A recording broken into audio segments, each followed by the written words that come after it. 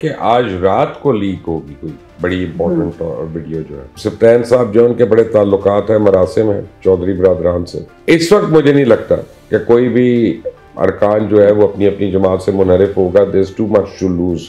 Nuclear country है हम, लेकिन ना हमारे पास बिजली है, ना हमारे पास गैस है, ना हमारे पास पानी है। हम खुद अपने सबसे बड़े दुश्मन बने हुए हैं। वो कर क्या रहे हैं 76 वजीर और मुशीर जो है, मेरी समझ से बाला तार है। अस्सलामुअलैकुम नाज़रीन, आप देख रहे हैं मुबश्शिर लुकमान यूट्यूब चैनल। मैं हूं महविश तबस्सुम।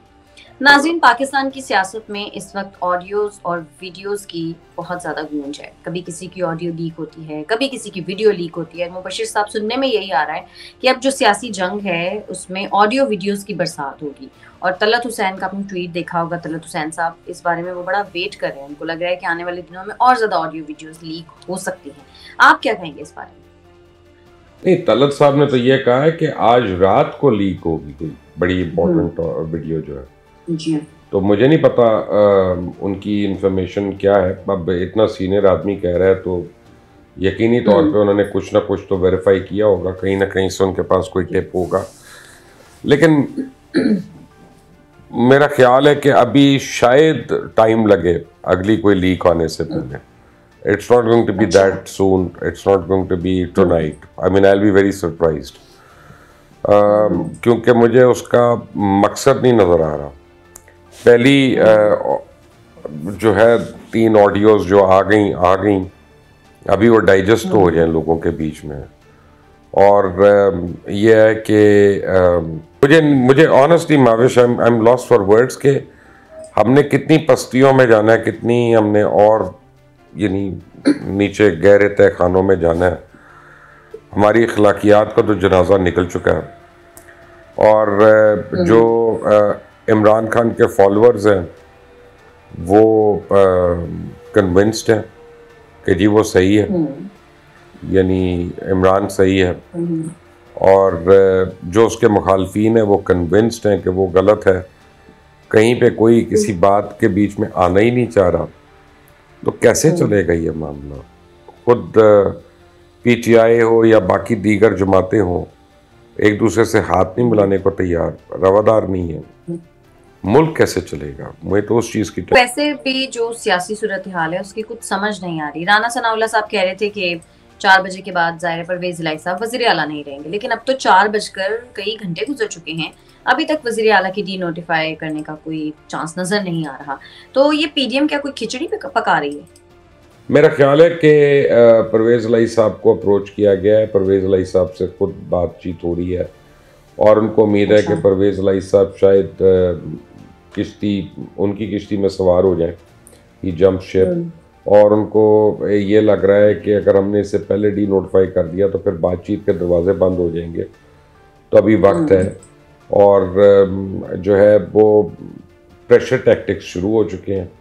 कहीं पे कंटेनर्स लग रहे हैं, कहीं पे तड़ियाँ लग रही हैं, कहीं पे चैलेंजेस हो रहे हैं। मोहन इलाही ने ट्वीट की राना सनाउल्लाह को अटैच करके कि जनाब आपने तो यहाँ पे सील करना था सीएम हाउस में, यहाँ पे आ गया हूँ, आप कब आ रहे हैं सील करने? तो अब ये वाली गेम और वॉरफेयर जो है ना इस वक्त शुरू हुई भी है। ऑपोजिशन के पास तरीके अदम एतमाद का भी ऑप्शन मौजूद है। उससे पहले गवर्नर भी डी नोटिफाई कर सकते हैं। चीफ मिनिस्टर जो है वो सदर को लिख रही है, ऑपोजिशन जो है वो गवर्नर को लिख रही है। अब बहुत दुनिया में बाकी सारे मसाइल हल कर लिए हमने, तो अब ये नया मसला हम खोलने लगे। तो ये सब इंतजार किसका कर रहे हैं वैसे? अगर करना है उनको डी नोटिफाई या उनके खिलाफ अदम एतमाद, मैंने कहा ना कि वो क्योंकि उनकी एक मुशावरत का अमल जारी है, चौधरी शुजात बीच में है और उनको उम्मीद है कि चौधरी शुजात जो है वो कन्विंस कर लेंगे परवेज़ इलाही को टू जंप शिप। तो वो उससे पहले अगर कर दिया तो फिर तो मुज़ाकरात का कोई मकसद नहीं रह जाता ना। तो उनके पास आज की रात है, कल का दिन है, कल की रात है। फिर ये तो चीज़ वो आखिरी मोमेंट पे भी कर सकते हैं। सर, काफ लीग पंजाब की जो पार्लिमानी पार्टी के 10 अरकान हैं, उन्होंने तो फैसलों का इख्तियार परवेज़ इलाही साहब को दे दिया है। तो इस बात का तो यही मतलब है कि एक भी एमपीए चौधरी शुजात साहब के साथ नहीं है। इसका तो यही मतलब है। और सबसे ज़्यादा हैरानी उन एमपीएस के ऊपर है जो तारिक बशीर चीमा साहब के नीचे एमपीएस है, क्योंकि उनको पता है कि तारिक बशीर चीमा की सपोर्ट के बगैर वो दोबारा नहीं जीत सकते।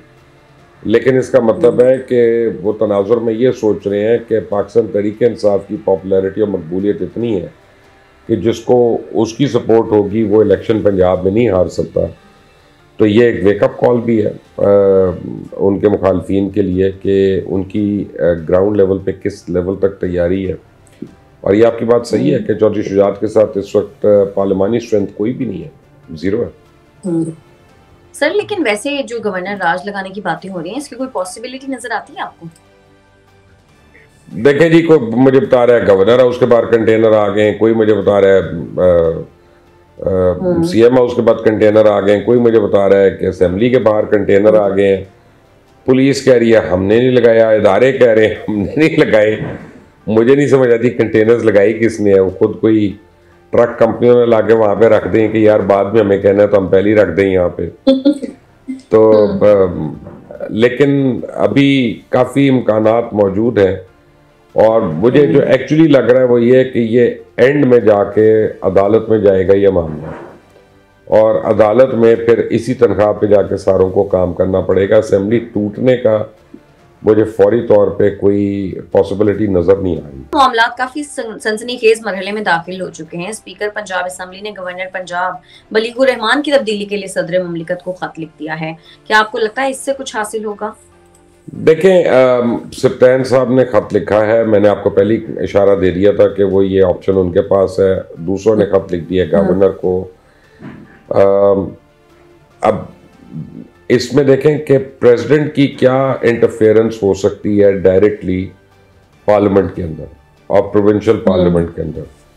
तो आईनी तौर पे तो मुझे नहीं पता कि उसकी कोई जवाब उसका मौजूद है कि नहीं है मौजूद। लेकिन एक और स्कूल ऑफ थॉट भी वो कहते हैं कि सप्तान खान साहब जो थे वो काफ़ी अरसा काफ लीग में रह चुके हैं और उनके वजीर भी थे। तो सप्तान साहब जो उनके बड़े ताल्लुकात हैं मरासिम हैं चौधरी बरादरान से, तो अगर वो लोग उनके ऊपर भी मेहनत कर रहे हैं, लोग कह रहे हैं कि शायद वो पीटीआई से मुनहरिफ हो जाए।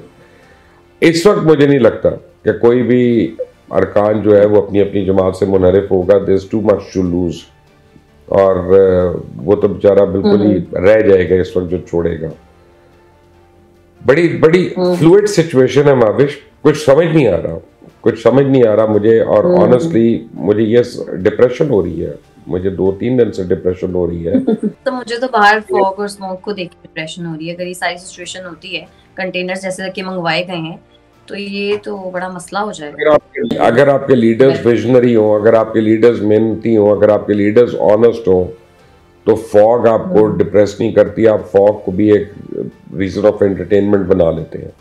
पूरी दुनिया में जिन मुल्कों में फॉग होती है वहाँ पे फिर भी एक इवनिंग लाइफ होती है, एक नाइट लाइफ होती है, अपनी उसकी रोशनियाँ होती हैं और लोगों को वो फॉग हमारे दिमागों में है। ये जो धुंध है ये हमारे दिलो दिमाग पे चाहिए हुई, हमें समझ नहीं आ रहा कल का दिन कैसे गुजारना, अगला महीना क्या करना है, मईशत का क्या करना है, घर को कैसे चलाना है। जिनसे आपने पेमेंट्स लेनी है उनसे आप पेमेंट्स मांग रहे हो तो लगता है उधार मांग रहे हैं। जिनसे आपने उधार लिया हुआ है वो बेचारे जो है वो अब हर किस्म के अरबे इस्तेमाल कर रहे हैं लेने के लिए, वापस करने के लिए। लोगों का साइकिल नहीं चल रहा और लोग इन कार्टून्स को देख रहे हैं। मुझे तो लगता है एंड में ये ना हो कि सारी पब्लिक उठ के कहे यार हमें दफा करो ये सियासत और दफा करो जमहूरियत, और अब हम फौज को कह रहे हैं कि आओ आके टेक ओवर करो। फौज और रेंजर्स को बुलाने की खबरें भी हैं पंजाब में, आपको लगता है ऐसी कोई नौबत आ सकती है? देखें, ये बात तो वफाकी हुकूमत कर सकती है, सूबाई हुकूमत तो रेंजर्स को बुला सकती है, वफाकी हुकूमत फौज को बुला सकती है। और बड़ा डेंजर सिचुएशन होगा क्योंकि रेंजर्स भी फौज का हिस्सा है, वो पैरामिलिट्री फोर्स है, तो आमने सामने तो नहीं खड़े हो सकते। तो आई थिंक एक बार फिर से फौज की जो आला क़यादत है उसको पंजाब की मौजूदा सूरत हाल का जिम्मेदार ठहराने की कोशिश की जा रही है। इससे कुछ हासिल होगा आपको लगता है? पिछले 8 महीने में कुछ कर नहीं सके। अपनी तमाम धमकियों के बावजूद हर दफ़ा वो एक ही बात करते हैं कि जी आपको न्यूट्रल नहीं रहना चाहिए, आप बीच में आ जाए। आप बीच में क्यों नहीं आ रहे? मुल्क का मफाद है, कौम का मफाद है। अब इल्ज़ाम लगा रहे हैं कि आप बीच में आ चुके हैं और ये कहना चाह रहे हैं कि हमारे खिलाफ हैं आप, इसलिए आपका स्टांस सही नहीं। आप ऐसा करें कि हमारी साइड पे आ जाएं बीच में आके और हुकूमत हमें दिलवा दें और उसके बाद आप वापस चले जाएं। तो माविश ये तो एक पागल आदमी की फैंटेसी तो हो सकती है, लेकिन एक बाशऊर आदमी तो इस तरह से नहीं सोच सकता ना कि अब क्या और कितनी अपनी बदनामी करानी, जागसाई करानी, इतनी तो हो गई है कि हर दिल अजीज शेख रशीद साहब कहते हैं कि गेंद अभी तक तहरीक इंसाफ के कोर्ट में है। वो कहते हैं जुमे को पता चल जाएगा हुकूमत को। सर क्या पता चलेगा जुमे को? अगर आज उन्होंने ये ना कहा होता तो आप ये सवाल करती। शेख साहब को रोज कोई ना कोई बात जरूर कहनी होती है ताकि आप जो है ना उभर के सवाल करें उठ के, वरना उनके पास कुछ नहीं है बताने को आपके पास। ये मीडिया में अटेंशन लेने का जुमला, नथिंग एल्स। नहीं तो फ्राइडे को वैसे होगा क्या, कुछ लग रहा है होगा? मैंने तो आपको कहा कि मुझे नहीं लग रहा कि असेंबली टूट रही है फ्राइडे को। मैं तो इसमें काफी मुझे आप समझे कि लॉजिक नहीं नजर आ रहा असेंबली टूटने का। I don't see it going anywhere.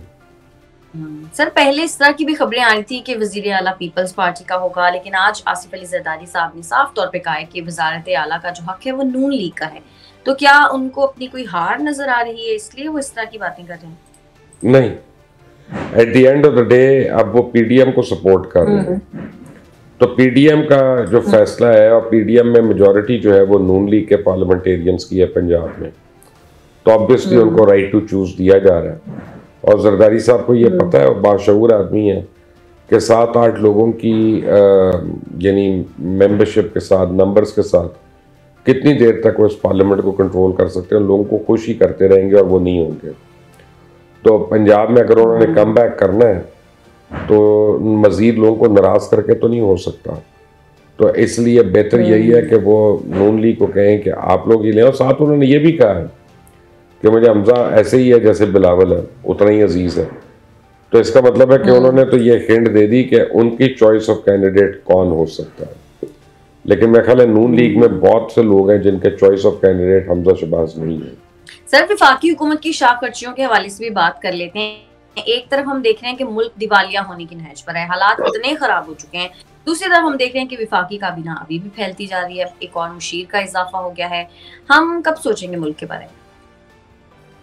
क्यों सोचेंगे? अब पहले अपने बारे में सोचेंगे ना, और वही सोच रहे हैं, हर एक अपने बारे में सोच रहे हैं। मैं तो आपसे पहले मोमेंट से पहले सवाल के जवाब में आपको मैं ये कह रहा हूँ, सारे अपने अपने बारे में सोच रहे हैं। इस मुल्क का अगर सोच रहे तो ये मुल्क इस तरह खड़ा होता, इस तरह भवरों में फिर रहा होता, इस तरह यहाँ पे बेसर सामानी का आलम होता ना। 21वीं सदी में है, न्यूक्लियर कंट्री है हम, लेकिन ना हमारे पास बिजली है, ना हमारे पास गैस है, ना हमारे पास पानी है, ना हमारे पास इलाज की सहूलत है, ना हमारे पास स्कूल तालीम की सहूलत है।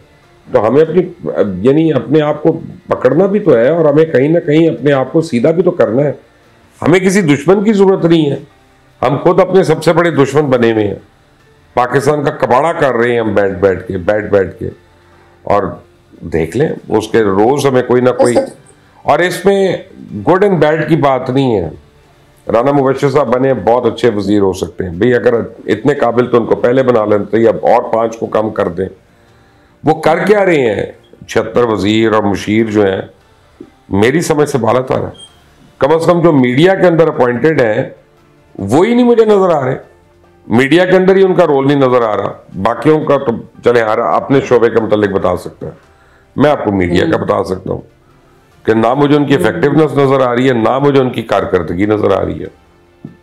तो ये तो मेरा बोझ है नेशनल एक्सचेकर के ऊपर।